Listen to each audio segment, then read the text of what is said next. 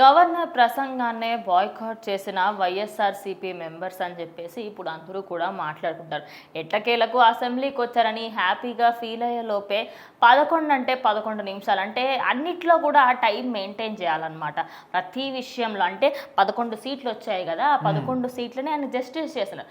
కరెక్ట్గా 11 మినిట్స్కి బయటకు వెళ్ళారని తెలుస్తుంది. బయటకు వెళ్ళిన తర్వాత నోరు మూసుకోకుండా మాకు ప్రతిపక్ష హోదా కావాలి కావాలి కావాలని మొత్తుకుంటున్నారు. ప్రతిపక్ష హోదాకి 17 సీట్లు కావాలి అంటే ఆల్మోస్ట్ ఇంకా 6 సీట్స్ కావాలి. అవి ఎవరు ఓడుస్తారు మరి? సో మొత్తానికి ఇప్పుడు జగన్మోహన్ రెడ్డి వాళ్ళ పార్టీ వాళ్ళ పరిస్థితి ఎట్లా అంటే మేము ఇంట్లో ఉండలేము బయట ఉండలేము అనే విధంగా ఉందన్నమాట. సో ఎప్పటి నుంచో కూడా మీరు అసెంబ్లీకి రావాలని వాళ్ళ పార్టీలో ఉన్న వాళ్ళు ఇక్కడ అంటే అధికారంలో ఉన్న పార్టీ వాళ్ళు చాలామంది అన్నప్పటికీ ఎట్టకేలకి ఈ రోజు మాత్రం అసెంబ్లీకి వచ్చి ఒక్కొక్క సీట్కి ఒక్కొక్క నిమిషం 11 నిమిషాలు మాత్రమే ఉండి అక్కడ నుంచి ఇంకా వెళ్ళిపోవడం జరిగింది. సో అక్కడ అనర్హత వేటిని తప్పించుకోవడానికి అసెంబ్లీకి వచ్చారనే కొన్ని ఆరోపణలు కూడా వస్తున్నప్పుడు అంటే ఈ ఆరోపణల మధ్యన బడ్జెట్ సమావేశాలు అనేవి ప్రారంభమయ్యాయి అనమాట.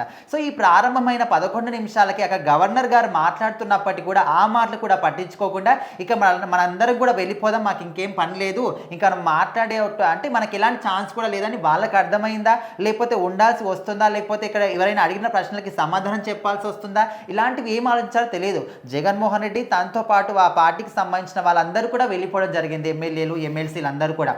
సో ఇదంతా కూడా బయటకు వచ్చిన తర్వాత మళ్ళీ మీడియాతోని మాట్లాడుతూ మమ్మల్ని గుర్తించడం లేదు, రాజ్యాంగబద్ధంగా మాకున్న రైట్స్ మాకు ఇవ్వడం లేదు, ప్రతిపక్ష హోదా ఇవ్వడం లేదు, ఇట్లా రకరకాలుగా కూడా మాట్లాడుతున్నారు. ఇప్పుడు మీరు ప్రతిపక్ష హోదా అంటున్నారు కదా, 23 సీట్స్ వచ్చాయండి లైక్ 2019లో.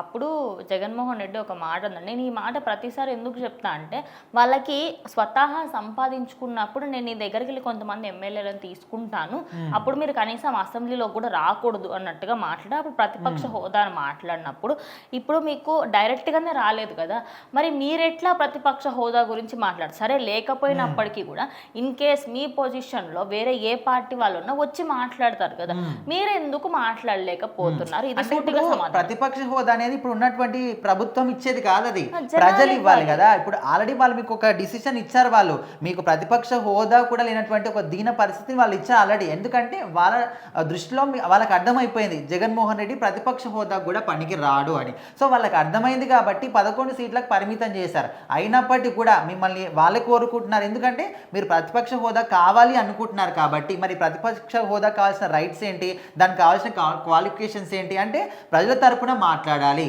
ప్రజల గొంతును అసెంబ్లీలో వినిపించాలి. మీరు అసెంబ్లీకి వెళ్ళినప్పటికీ కూడా మీ పార్టీ గురించి మీ గురించి ప్రతిపక్ష హోదా గురించే మాట్లాడుకుంటారు తప్ప ఇప్పుడు బయట ప్రెస్ మీట్లు పెట్టి ఆ రైతులకు అదైంది ప్రజలకు ఇదైంది హామీలు ఇవ్వలేదు అని ఈ విధంగా మాట్లాడి నువ్వు మరి అసెంబ్లీకి వచ్చినప్పుడు కూడా ప్రజల తరపున మాట్లాడాలి కదా.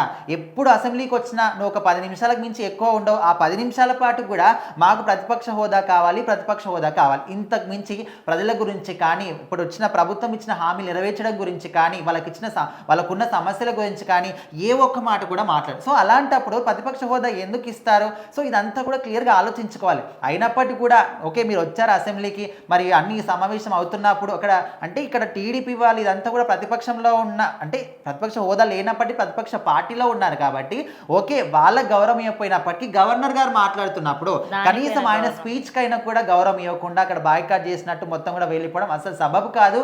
అంటే వాళ్ళ కరెక్ట్ అనిపించినప్పటికీ చూసిన ఎవ్వరికి కూడా వాళ్ళ పార్టీ కార్యకర్తలు కూడా ఇది సబబు కాదు. మీరు అసెంబ్లీకి వెళ్ళినప్పుడు ఓకే అసెంబ్లీ సభ ఎంతవరకు ఉంటుందో అక్కడ వరకు ఉండి మాట్లాడండి, గొంతెత్తి వినిపించండి, ప్రశ్నించండి, ఎవరు కూడా వద్దన్నారు కదా.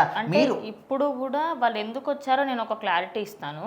ఇన్ని రోజులు రాకపోతే అంటే 30 to 40 డేస్ కానీ ఒక ఇన్ని రోజులు జరిగినప్పుడు అందులో అట్లీస్ట్ ఒక్క రోజు అన్న రావాలి అని ఉంటుంది.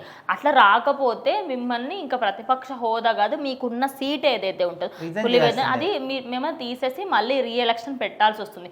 ఆ భయాన్ని కోసం వచ్చినట్టుగా నాకు అనిపిస్తుంది. ఎందుకంటే ఆయన ప్రజెంట్ అక్కడికి వచ్చిన తర్వాత కూడా 10 నిమిషాలు కూర్చున్నారు, 5 నిమిషాలు అట్లా కూర్చొని దాని తర్వాత అక్కడ ప్రసంగం స్టార్ట్ అయింది. స్టార్ట్ అవుతున్నప్పుడు గవర్నర్ మాట్లాడుతున్నప్పుడు ఎంతటి వారైనా అక్కడ నోరు మూసుకొని కూర్చోవాలి. ఎందుకంటే గవర్నర్ అనేది ఒక హయ్యర్ అథారిటీ, అనేదో సామాన్యమైన పోస్ట్ కాదు.